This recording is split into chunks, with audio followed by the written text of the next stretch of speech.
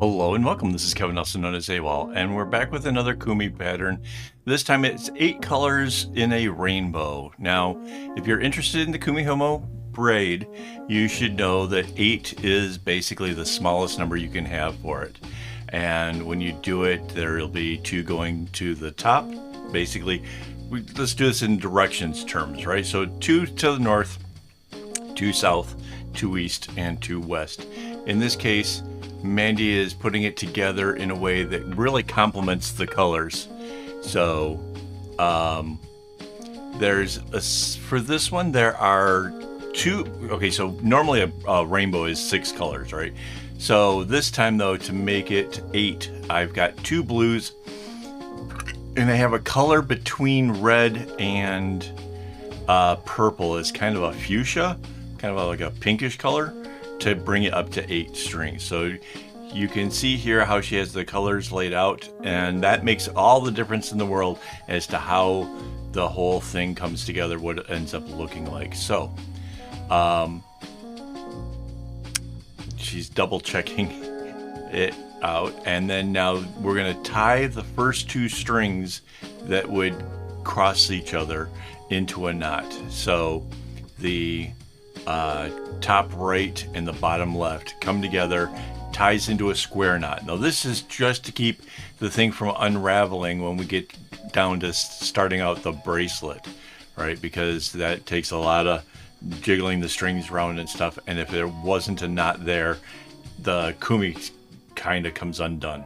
So but this wouldn't matter if you were going to make a Kumihimo bracelet or even shoelaces or something. You still want to have that knot at the beginning. It just keeps it from coming apart.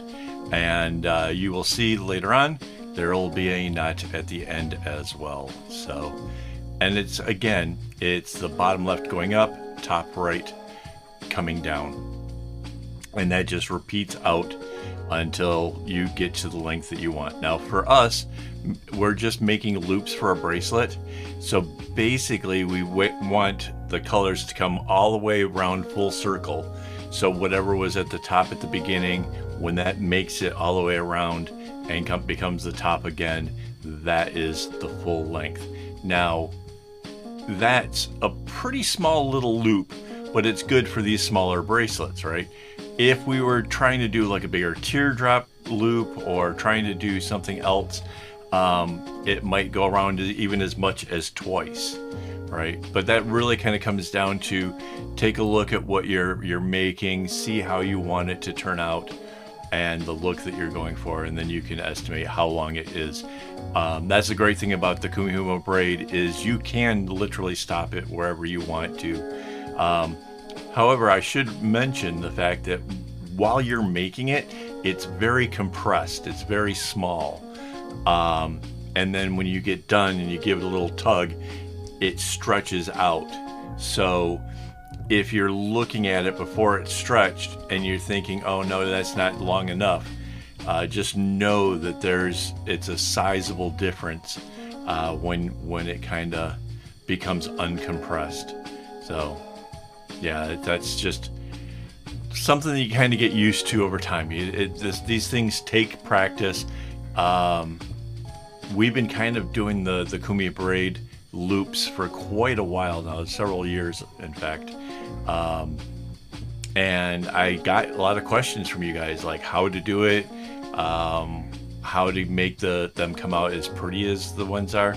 So I'm trying to make the videos now, so that way anybody who's interested, I don't want to gatekeep this stuff. I want you guys to be able to have really pretty bracelets as well. And this is one, just a little bonus to the bracelet itself. Like that, it's just the icing on the cake. So and it is fun. I can tell you from experience, like going having setups at the show, people do notice this kind of thing. It is, you know, just a little professional touch that people will notice, and it does, I think, really make a difference to the overall art itself.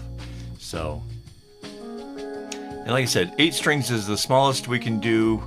I'm not sure when. I got about well, there was enough string here to do 3 bracelets. So there'll be a few bracelets before I get to the next one.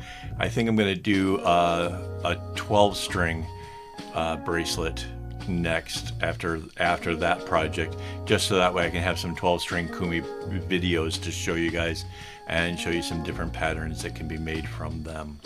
So stuff to look forward to. Honestly, I can't wait.